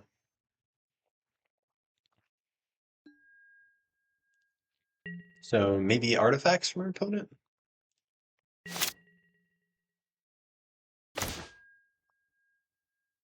Think we'll hold up Normalize here.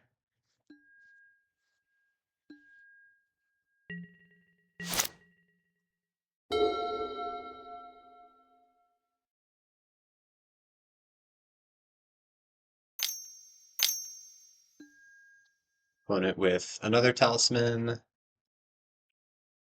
This time I could let it resolve and use Fractured Identity on it next turn. And that would still allow me to hold up Normalize. But maybe we just counter them, put them off the mana, and try and use Fractured Identity against something a little more valuable. And next turn we still have a Thunder Trap Trainer to play.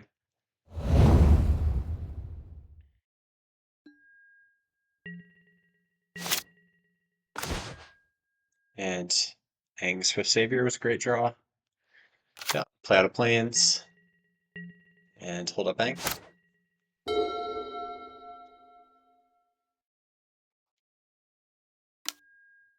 It's like my opponent's still missing land drops, so I think we'll Aang the Thought Scour to try and deny them another draw.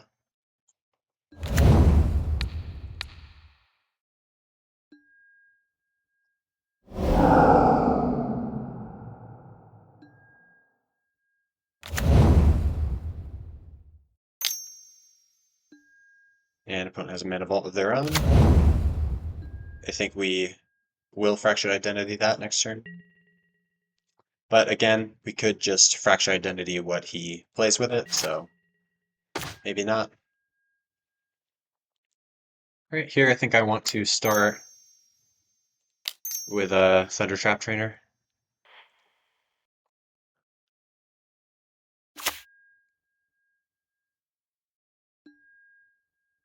Alright, Mystic Confluence is a good one. And now I guess we can just play out our Mana Vault.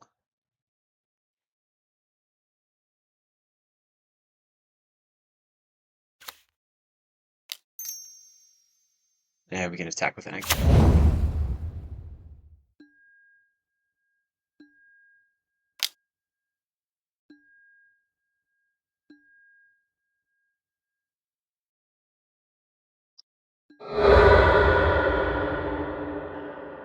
Opponent spots my Mystic Confluence, which he already knew about, so that's good.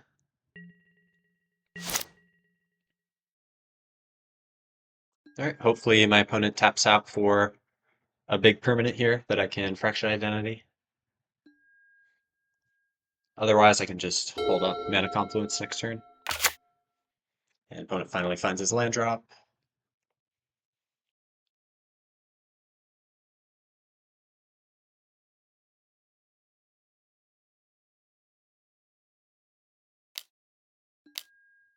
And another Thought Scour.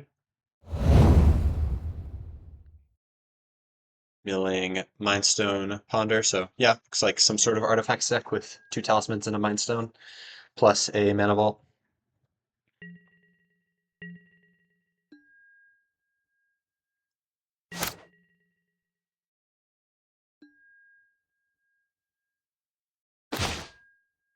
Fairy's great.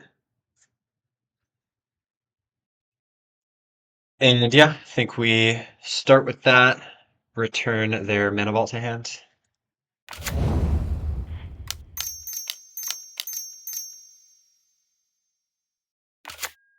All right, Fairy does resolve, and we'll go ahead and bounce the Mana Vault with it.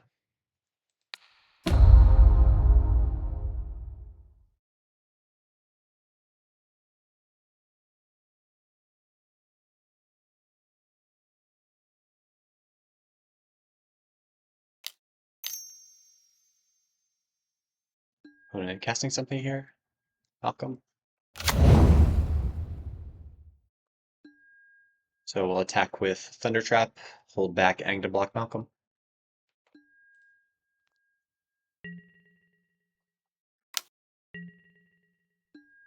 And pass the turn.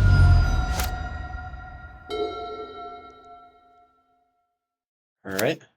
Hopefully my opponent doesn't have anything too scary here. Next turn is going to be really good for us. We can draw two cards off to Fairy and use a Mystic Confluence too. Easy block here. Opponent might have a Burn Spell to finish off Aang post-combat, but that's fine.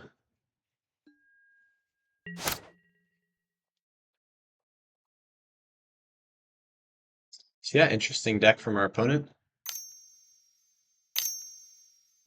I don't really think Talismans or Mindstone are that good. And okay, looks like a Goblin Engineer combo deck maybe? So it'll be good to have Confluence next turn to hopefully deny them of their combo.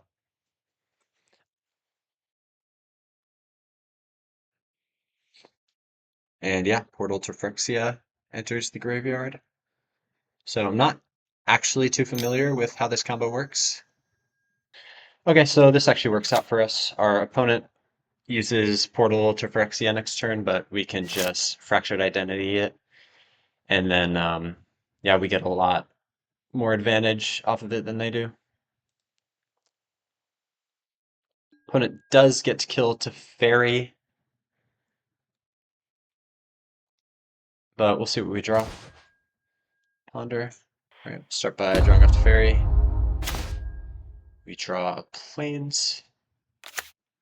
So I think we can fire off Ponder. Yeah, we can still hold up Confluence. And don't think we want an island, but Reprieve is fine. We could, I guess, reprieve their Talisman maybe, make them spend all their mana next turn. Or we could just save it for the future.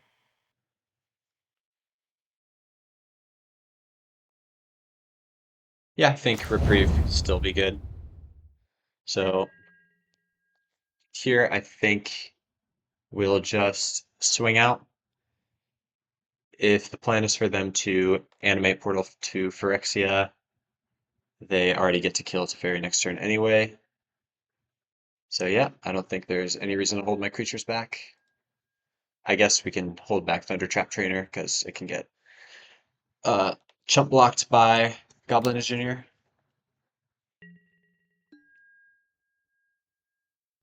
All right, pass the turn. Yep, I think I like this plan. All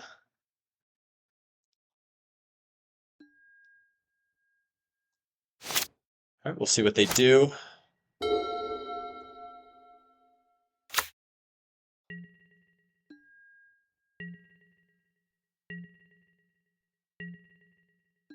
I guess they can portal instant speed and step, but I don't think we want them doing that, so maybe we will just bounce the Goblin Welder. No, they don't have an artifact in play right now to return portal to hand. I think my opponent forgot about their talisman in exile, so yeah, I think the more we draw this out, the better it gets for me, so it's fine.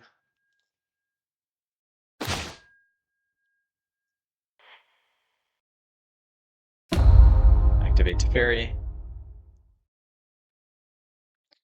Don't want to play Spellbinder into a portal. I guess we can fire off Teferi now and just deal with the Goblin Welder before it gets the chance to do anything. So if we tap out for 5 mana for that, we can untap 2, still have Mystic Compliments up for Mana Vault in the following turn.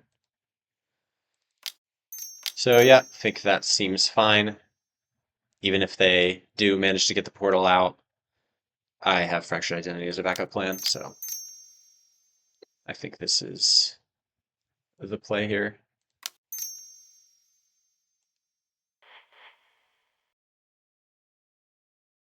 And I think it's Goblin Welder over Engineer, right? Is the one that brings back portal? Yeah. Looks like a counterspell. A Rayment. Yeah, fine with me.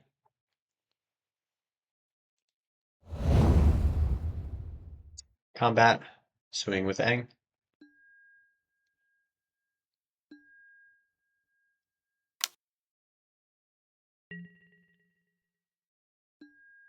So now we could pitch Reprieve to cast Solitude. Or actually, we could pitch Spellbinder to cast Solitude, and I think I like that. Yeah, we already are just at such an advantage with the current board state. So I don't think there's any reason to get them the chance to pull their combo off. Because they could obviously draw counter magic, bring Portal back, and deny me from using Fractured Identity. So yeah, I think it would have worked out if my opponent had remembered about their Airbent talisman, but this is still fine. And we untap an island and a plains. My opponent strip mines my Verge in response. Thank you for reminding me. So actually, I'll just put up 2 islands here. Actually, no, I think I will still do Plains Island. I'd rather keep up Mana Vault and just reprieve their next play. All right, this is still looking good for us. We're chipping down their life total steadily with Aang, and we have a lot of insurance against anything they might have.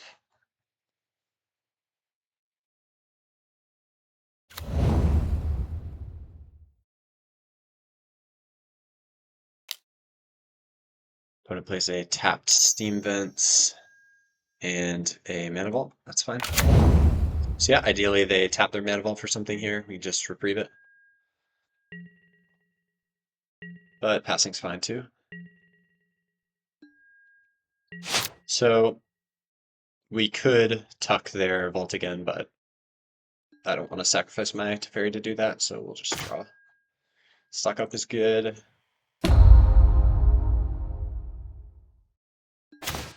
And Palace Jailer's great. So yeah, I think we just go with that. Holding up reprieve. Looks good. Alright, so now we're drawing an extra 2 cards each turn over my opponent.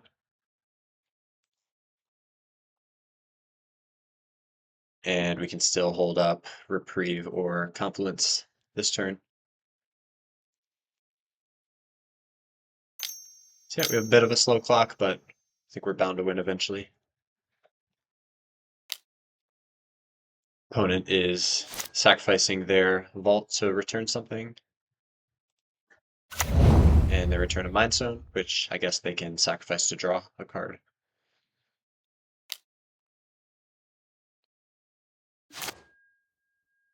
So yeah, opponent digging for some answers, maybe.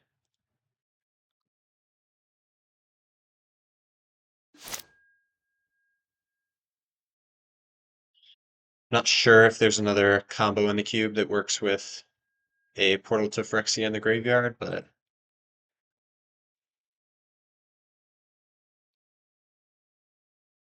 there is. I still don't think it changes our plan much. Now our opponent casts a Hull Breacher, which will deny our end step draw. So maybe we just reprieve it.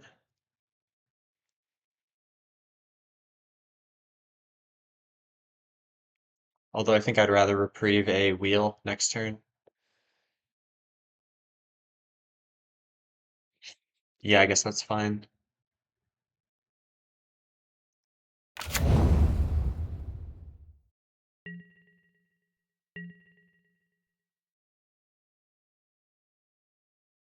Yeah, opponent can have one treasure.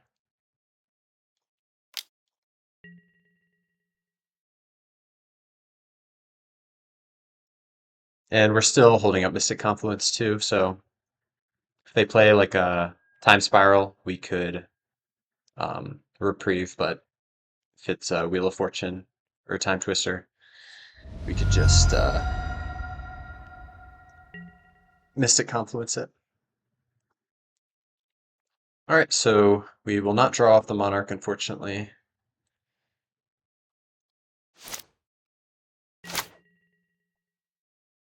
But I think we have enough answers to what our opponent's doing here.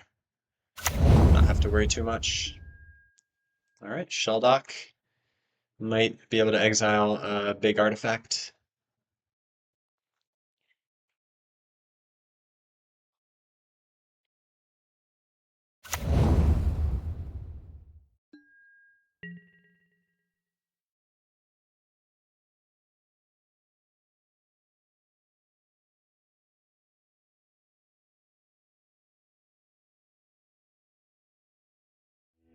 Alright, opponent forfeits.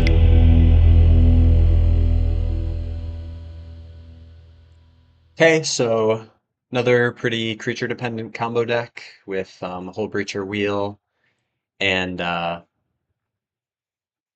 Goblin Engineer. So I think we bring in a Braid. It's also good against their artifact plan. And do we dare bring in a Dak Fade-In with only 5 red sources? I think it might actually be better than one of these spells on the right here. I think I either want to be countering them or being proactive. And subtlety is pretty narrow, but it is a free way to answer Hull Breacher, so I think we keep it for that reason. Solitude's great. Fractured Identity for the portal is awesome. Um, Dismember is cheap removal for the engineer, so I don't think that goes. Spellbinder solid 2. Maybe it's just Jace.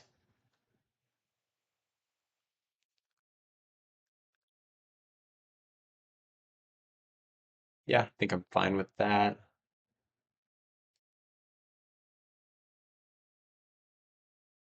Actually, I think it's the other Jace. Yeah, bouncing Hull Breacher doesn't do much since they can just flash it back. And it's good against Goblin Engineer, but I think we have plenty of more efficient answers against that, so I think we try this.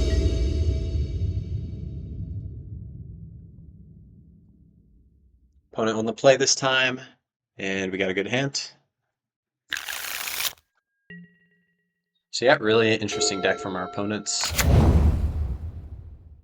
Looks like a turn 1 Talisman, maybe?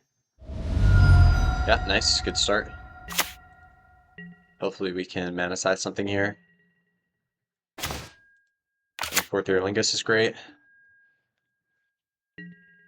Alright, so yeah, we have all of our aggressive creatures in hand.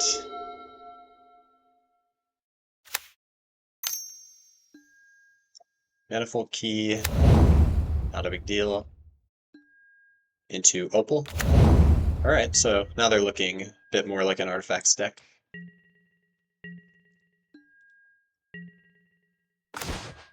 Alright, tap Steam Vents, continue to hold up Mana Tithe. So yeah, they're definitely in the lead here. See if they can capitalize off all the mana production they have. Thought Scour's fine. Binning Wheel and Coveted Jewel, so they are playing Wheels. Yeah, two cards that I would not have wanted to see, so happy with that. Into a cycled Rogrin, which we can't counter.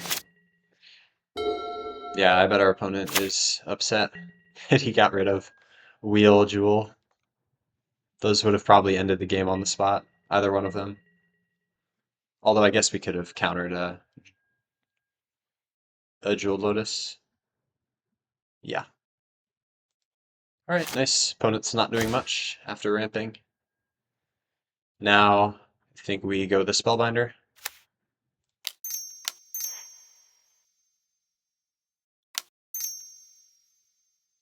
Although, making something cost 2 more isn't that powerful against my opponent's current position.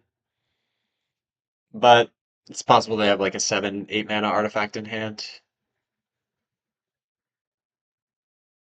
And Elite Spellbinder starts putting on the pressure. So yeah, I'll go with that.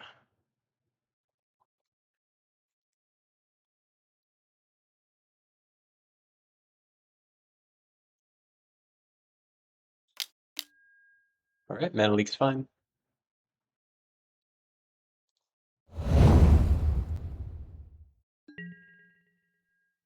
Rather they Mana Leak that than any of my other spells, so.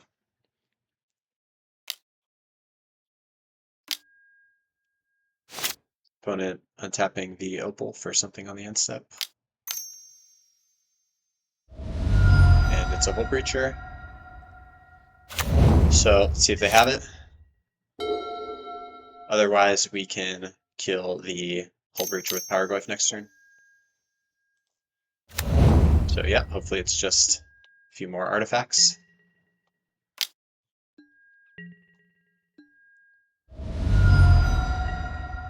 And looks like it. Awesome. All right. Yeah, I think we Powerglyph, deal with the Hull Breacher, and then next turn we could set up a big 4th Iralingus.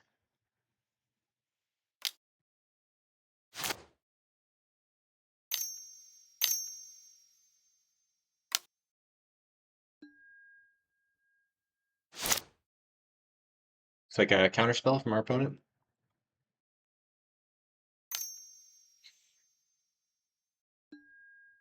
Mana Drain, wow. Alright, so they're top decking now, and we know their combo, one of their combo pieces at least, with Hull Breachers in the graveyard, so I still like our position. Next turn we could stock up, holding up Mana Leak. Yeah, hopefully they don't have anything to capitalize off their Mana Leak mana with this turn. But it looks like they might. Unless this is just a cantrip.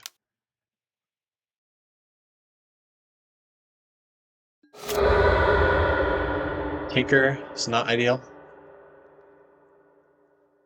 So Jewel is in their graveyard. So yeah, I guess it's just a portal to try and bring back the Powerglyph next turn, which will be effective. So Fractured Identity would be an awesome draw here. But even if we don't draw it, we can dig to it with Stock Up.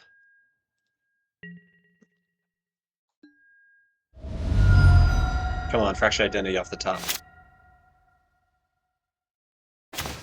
Unbelievable. Yeah, we're just better than my opponent, is what you're witnessing here. And that'll be game.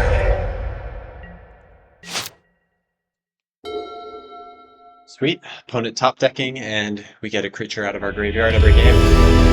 Awesome! Alright, we got the trophy.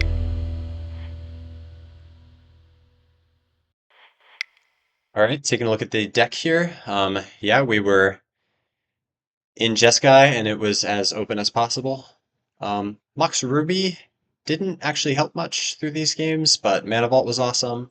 Um, yeah, we just had a ton of cheap interaction to stall the early game and draw it out until we could get down one of our big haymaker threats. Fairy was great.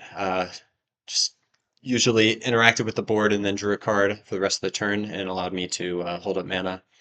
Um, yeah, Paraguay didn't really get a showing, but I guess it had to use up a counterspell. Aang was amazing this game, especially the one where I brought back my Emeritus by casting Aang on it after they had reanimated it.